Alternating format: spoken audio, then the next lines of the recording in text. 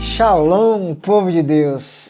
Deus abençoe sua casa, sua vida e que Ele te encha de paz. Eu quero orar com você neste momento. Ore comigo. Senhor nosso Deus, obrigado pelo privilégio de servir ao Senhor. Um Deus que vive, um Deus que é real, um Deus que tem um projeto extraordinário e esse projeto foi executado. Esse projeto é na figura do Filho Jesus. Obrigado por tão grande amor, pela cruz e pela ressurreição. Obrigado, Senhor, por servirmos a um Deus vitorioso e um Deus que vive e reina para todo sempre. Obrigado, Pai, no nome de Jesus. Amém e amém. Louvemos ao Senhor.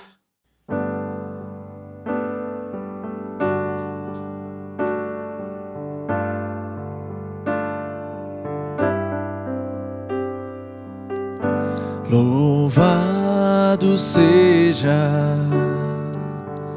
Senhor, teu nome, entronizado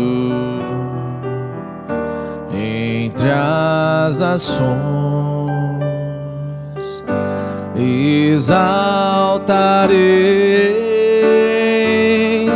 a ti, Senhor, pelo que tu és, eu te adorarei.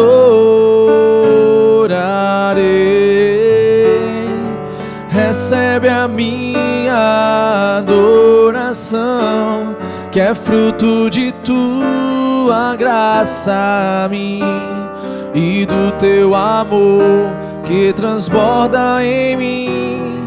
O meu amor por ti, Jesus, engrandecerei, exaltarei teu nome diante dos reis e dos poderosos. Eu louvarei a ti, Senhor.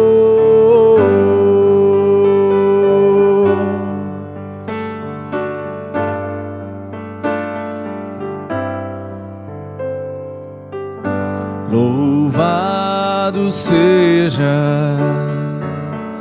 Senhor, teu nome, entronizado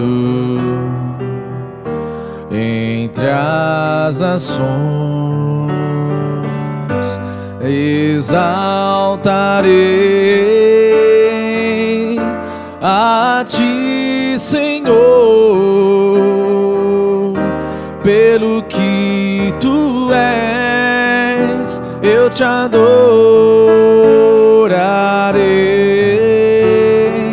Recebe a minha adoração, que é fruto de tua graça a mim e do teu amor que transborda em mim. O teu amor por ti, Jesus, engrandecerei e exaltarei teu nome diante dos reis e dos poderosos. Eu louvarei a ti, Jesus, engrandecerei, exaltarei teu nome diante dos reis e dos poderosos. Eu louvarei a ti, Senhor.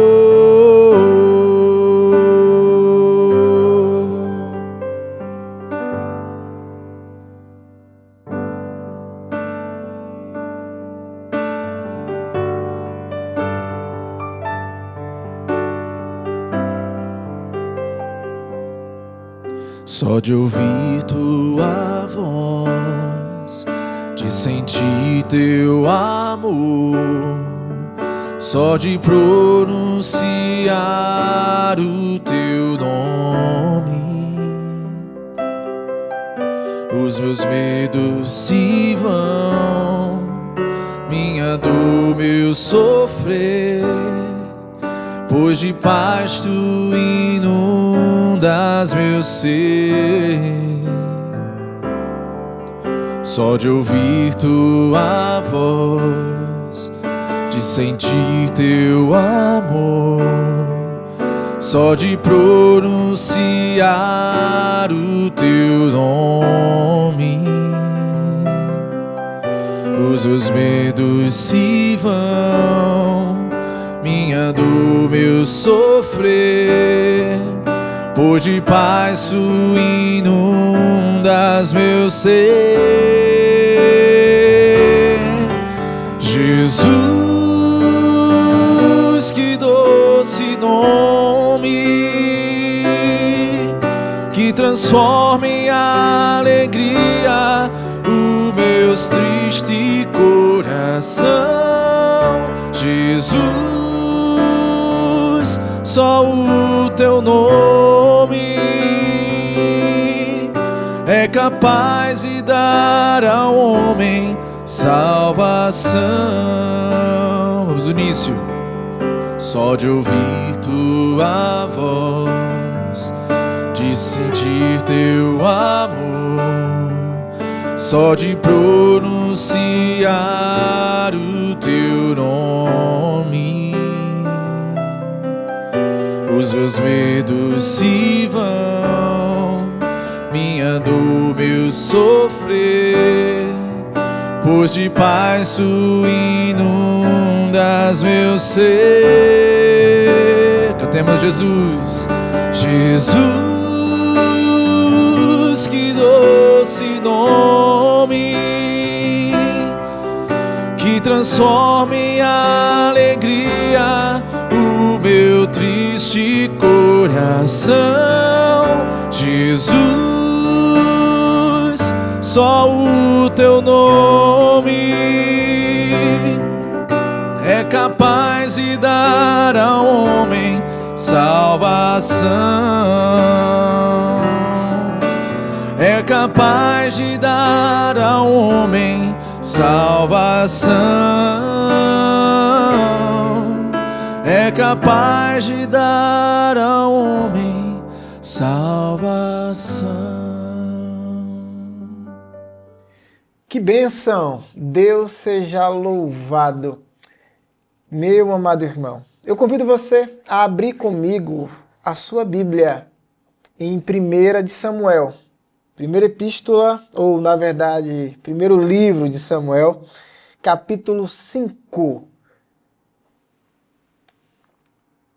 Versículos de 1 ao versículo 12, é um texto pequeno, dá para a gente fazer a leitura em primeiro momento.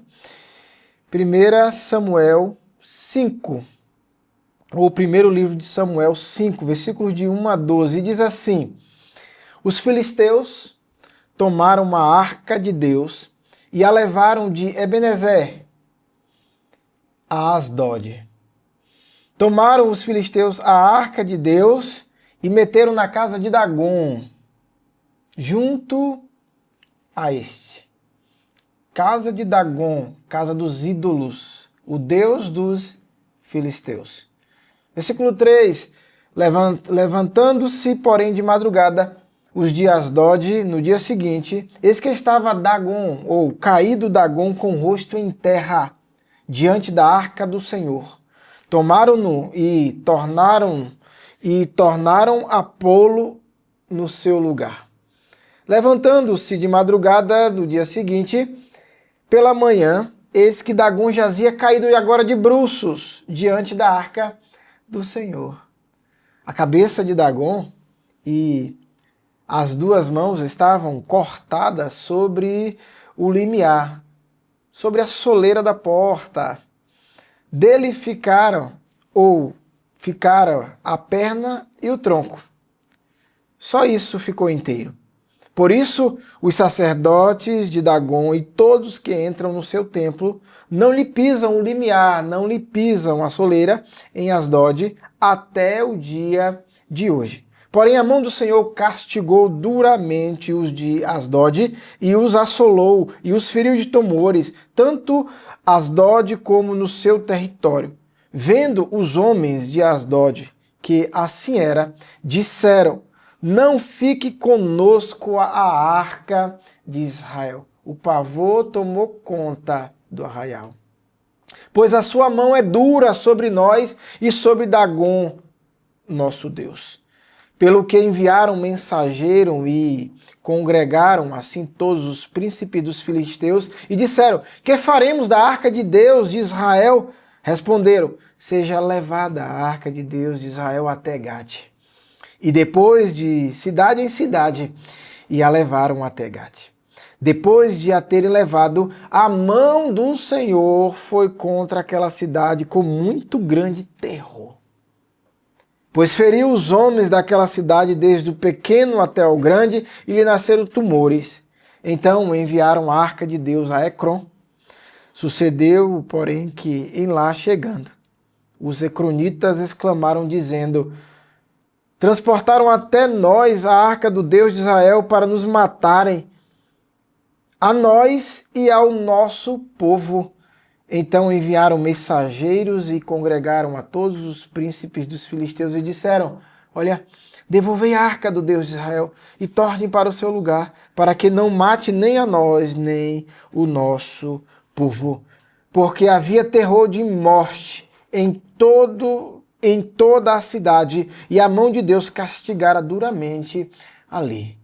Os homens que não morriam eram atingidos com os tumores, e o clamor da cidade subiu até o céu.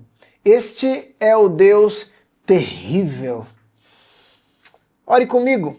Senhor, fala aos nossos corações, fala conosco, Senhor, no nome de Jesus.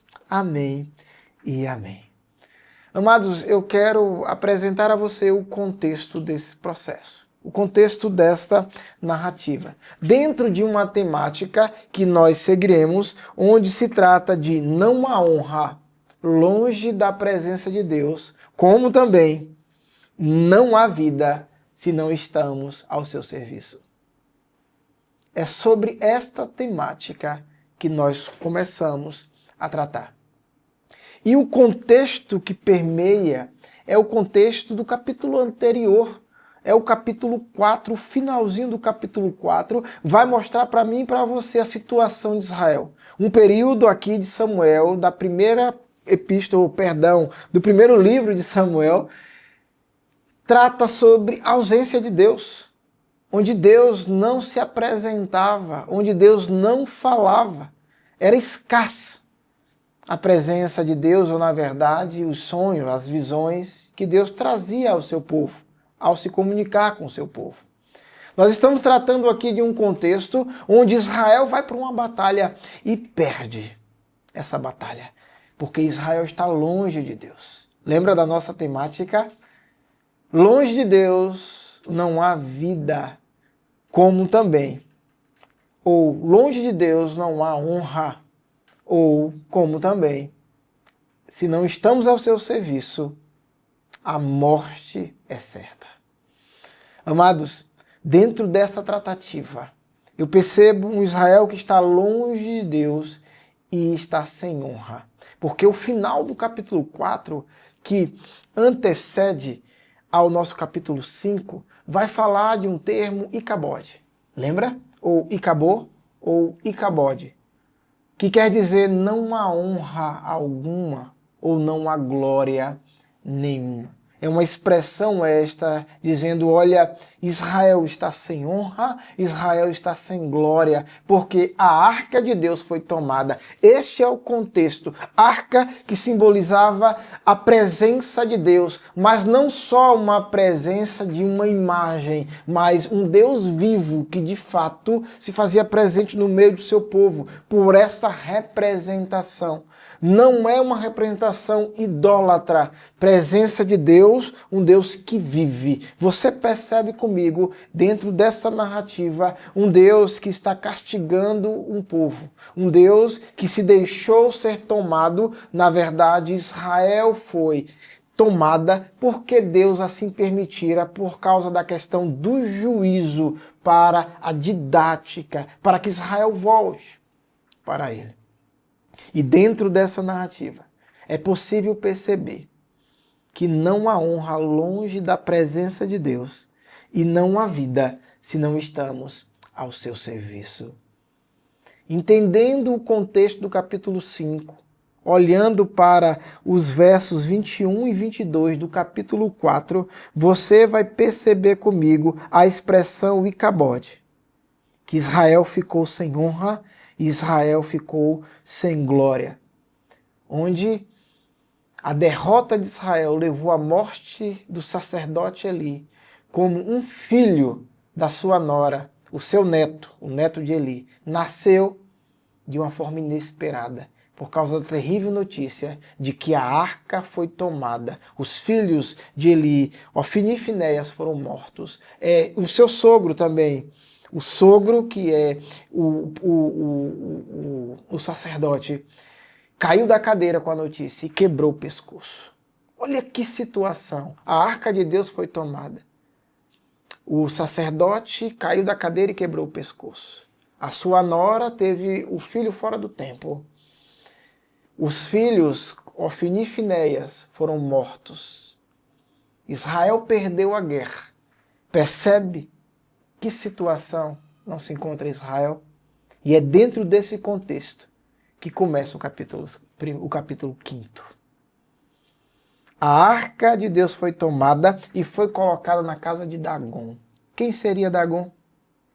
Dagon é o deus dos filisteus, um deus pagão, que tem boca e não fala, tem olhos e não veem, tem ouvidos, mas não ouvem. Som nenhum lhe sai da garganta, porque é um deus pagão. E nós estamos diante de um contexto onde os filisteus tomaram a arca de Deus e tentaram assemelhar ao seu Deus pagão. Colocaram então a arca de Deus na casa de Dagon e colocaram de frente a ele. Quando você confere comigo no versículo 2. E quando ele coloca junto a ele, a expressão aqui é a ideia de que, olha, nós temos um Deus que nos representa e vocês têm um de vocês. Os filisteus acharam que o Deus de Israel era similar ao Deus deles. E Deus provou com obra poderosa e sobrenatural. Primeiro, fazendo Dagon se inclinar ao Deus vivo, a presente arca. E fazendo agora, não só ele se inclinar, como também foi cortada a sua cabeça e seus braços, caindo então na soleira da porta. Nós vemos um aspecto extraordinário, sobrenatural, Deus sendo Deus diante dos deuses que são pagãos. Deus mostrando o seu poderio diante das nações, dizendo que ele vive. Ele não é uma representação de um Deus pagão ou de um ídolo. Ele simplesmente é um Deus vivo. A Arca da Aliança simboliza a presença de Deus e Deus vivo. A falta da arca simboliza a falta da presença de Deus. Por isso, a falta da presença de Deus simboliza para mim e para você a falta da honra, a falta da vida, a falta da dignidade. A falta da presença de Deus simboliza para mim e para você nada mais, nada menos do que morte. E se nós não estamos a seu serviço, a morte é certa. Quando eu falo com você, morte é essa, primeiramente espiritual, porque não há vida fora desse Deus tremendo que enviou o Filho para nos libertar de nós mesmos e de nossos pecados. Esse é o Deus que eu sirvo. É esse Deus que eu apresento para você. Um Deus que vive desde a antiga aliança, mostrando justiça, mostrando juízo e mostrando misericórdia. Um Deus que já tratava com graça Um Deus que olhou para mim e para você e se importou comigo, sendo imerecedor,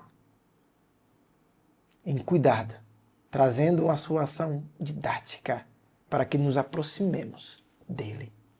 Amados, os versículos 1 e 2 são categóricos, quando você percebe que os filisteus colocaram a arca da aliança dentro do panteão dos deuses dos filisteus.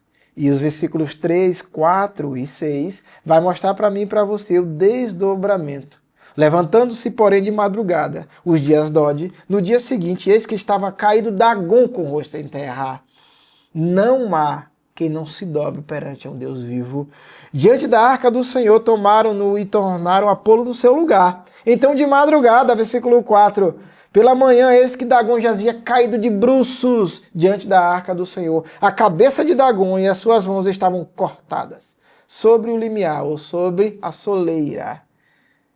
Dele ficaram apenas o tronco. Deus esquartejou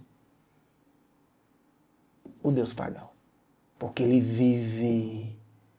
Esse é o Deus que eu sirvo. Perceba comigo que o versículo 6 vai mostrar para mim e para você, dizendo que a mão do Senhor castigou duramente os de Asdod e os assolou e os feriu de tumor, e tanto os de Asdod como no seu território. E agora começa o jogo de empurra. O jogo de empurra começa porque ninguém quer mais a Arca da Aliança. Primeiro, eles acharam que a Arca da Aliança era um tipo de brinquedinho, um tipo de troféu, ou algum tipo de espólio de guerra. Mas com Deus não se brinca. Deus é um Deus de justiça, é um Deus de juízo. Deus, ele me chama para perto. Com Deus não se brinca. Quando ele me chama para perto, é porque ele quer relacionamento conosco. E relacionamento com Deus é vida. Mas se não há relacionamento com Deus, com ele, se há distância dele, há uma desonra. E também não há vida. A morte reina. Vida somente nele. E é necessário, ou na verdade é perceptível, você observar que, olha, em todas as cidades filisteias que a arca passava, havia morte. Mortandade no arraial. Sabe por quê? Porque esse povo não servia ao Deus de Israel. Se não estou a seu serviço, a morte é certa. Confira comigo. Confira comigo os versículos 9. Depois de a terem levado, a mão do Senhor foi contra aquela cidade com muito grande terror. Primeiro a morte na primeira cidade, a segunda mortandade na segunda cidade, quando diz, feriu os homens daquela cidade, desde o pequeno até o grande, e lhe nasceram tumores. Quem não morreu foi acometido com tumores. Então enviará a arca de Deus a Ecrom, e foi um troca-troca de cidades. Porque a morte, a mortandade começou a acompanhar este povo, porque era filisteu. Não servia ao Deus vivo. Primeiro momento, não esquecendo da nossa temática, é necessário ter relacionamento com Deus. Sabe por quê? Porque distante da presença de Deus, há desonra. E se você não está ao serviço dele, a morte é certa. Você parou para analisar que você pode estar distante de Deus, estar vivendo sem a dignidade, sem a honra necessária, vivendo em Icabô. Não há honra, não há glória. E será que você não percebeu que se você não serve, você está em morte espiritual? O Senhor te chama para a vida, então sirva-o. Chame Jesus para habitar no teu coração. Chame Ele para que Ele possa reinar. Porque Ele é o Filho do Deus Altíssimo, esse Deus que vive. Teve um projeto extraordinário de uma antiga a nova aliança. E nessa nova aliança, o Filho é nosso advogado, que intercede por nós. Com auxílio também do Espírito Santo, que intercede por nós também, com gemidos inexprimíveis. Amados, eu quero chegar ao final contigo, dizendo para você que houve uma reunião dos príncipes dos filisteus e disseram, olha, é necessário devolver a arca, olha aí o versículo 11, para que ela torne ao seu lugar de origem, para que não mate nem a nós, nem ao nosso povo. Por quê? Porque havia terror de morte em toda a cidade, e a mão de Deus castigara duramente ali. Os homens que não morriam eram atingidos com os tumores, e o clamor da cidade subiu até ao céu. E quando você vai para o capítulo 6, você vai ver um desdobramento de bênção para aqueles que servem e de maldição e morte para aqueles que não servem ao nosso Deus. Não esquece que longe da presença de Deus, a desonra, não há glória. Glória nenhuma. E se você não está a serviço dele, o que impera é a morte. Deus te chama para servir a ele e para viver com ele em intimidade, em vida. Que Deus abençoe a sua vida, Deus abençoe a sua casa e que te encha de paz. Em nome de Jesus. Ore comigo. Senhor, obrigado porque esta é a tua palavra. Com o Senhor temos vida, com a tua presença, a glória, a honra. Obrigado porque estamos ao seu serviço e no nome de Jesus, Pai, vai ao encontro a esse que deixou de servir ao Senhor e que se distanciou da tua presença. Vai de encontro, resgata, muda, transforma. No nome de Jesus. Amém e amém.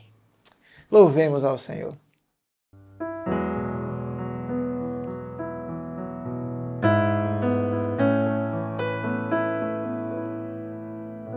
Eu preciso aprender um pouco aqui, eu preciso aprender um pouco ali, eu preciso aprender mais de Deus, porque Ele é quem cuida de mim.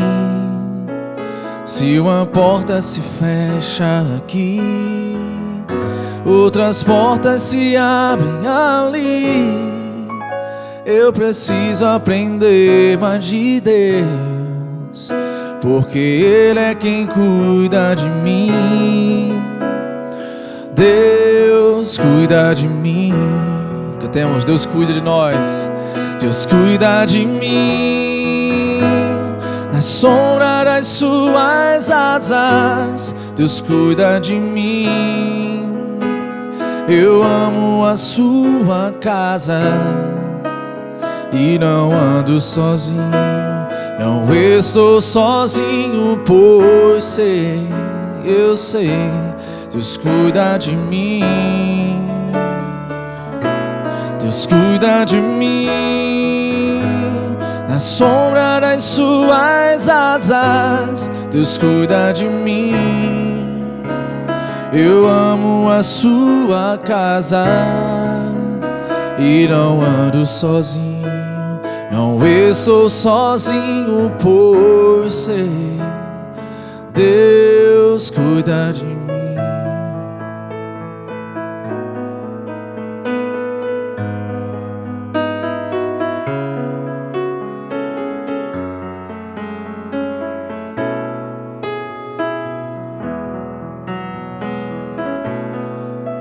Se na vida não tem direção, eu preciso tomar decisão. Eu sei que existe alguém que me ama, Ele quer me dar a mão. Se uma porta se fecha aqui, outras portas se abrem ali. Eu preciso aprender mais de Deus, porque Ele é quem cuida de mim. Deus cuida de mim. Deus cuida de mim. Na sombra das suas asas, Deus cuida de mim. Eu amo a sua casa e não ando sozinho, não estou sozinho, pois eu sei, Deus cuida de mim. Deus cuida de mim. Na sombra das suas asas, Deus cuida de mim. Eu amo a sua casa e não ando sozinho, não estou sozinho, pois sei, Deus cuida de mim.